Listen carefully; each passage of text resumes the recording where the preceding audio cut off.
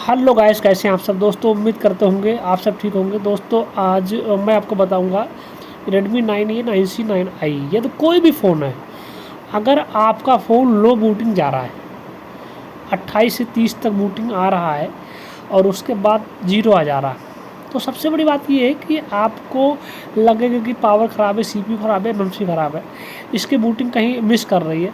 तो दोस्तों सबसे बड़ी बात ये कि समझना होता है कि आपका समस्या क्या है। यदि आप समस्या समझेंगे तो काम आसान हो जाएगा। तो दोस्तों मैं आज आपको एक शॉर्टकट और आसान तरीका बताने वाला हूं, जिससे आप बहुत ही आसान तरीके से इस मर्ज में आपको समाधान मिल जाएगा। तो दोस्तों सबसे बड़ी बात ये होती है कि आपको बायो की 1.8 की पावर की 1.8 की सप्लाई या तो शॉर्ट होती है या तो फिर USB PMU, वहाँ पर GR आना चाहिए। तो यहाँ पर देखिए CPU के बगल में दो कैपेसिटर लगे होंगे, दो कैपेसिटर, एक 1.8 की बायो की लगी है और एक USB PMU की लगी है। तो जो देखिए कर्सर को ध्यान से देखिए आप, ये लाइन आपकी पावर पे जाती है।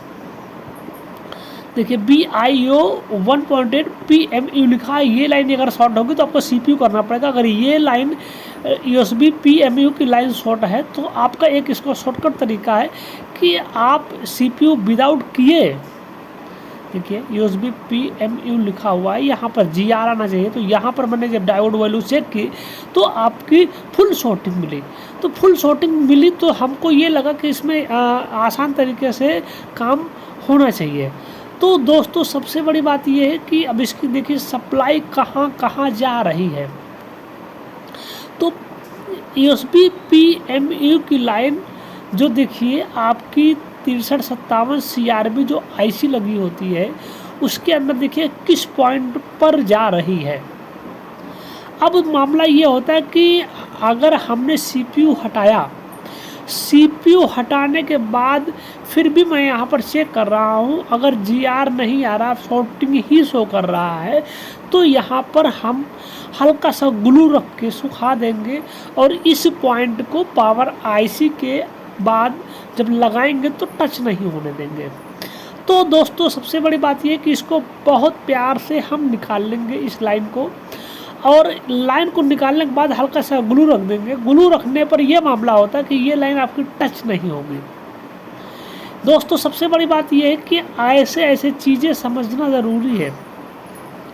आपको इसमें कुछ भी नहीं करना होता है, केवल ग्लू रख देना होता है। ग्लू रख के बस आपको पावर से डायरेक्टली अटैच ना हो।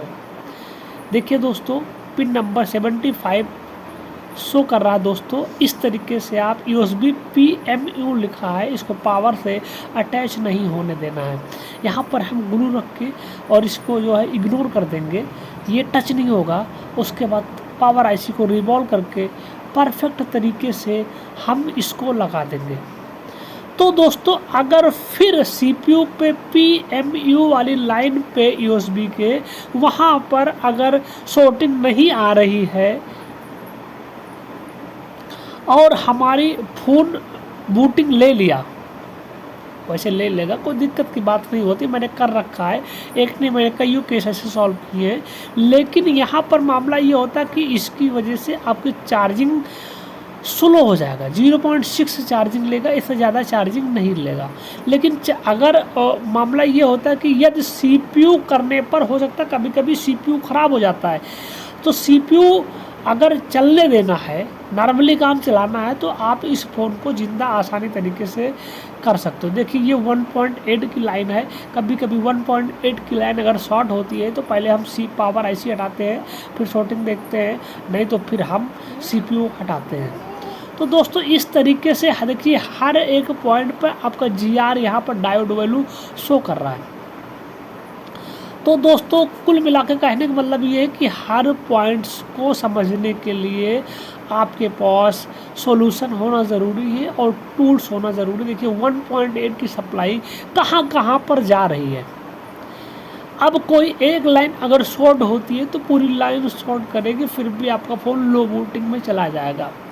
तो दोस्तों धन्यवाद, इस तरीके से काम करिए, समझिए, जानिए, और इसको अगर इससे बेनिफिट होता तो कमेंट बॉक्स में ज़रूर बताइए।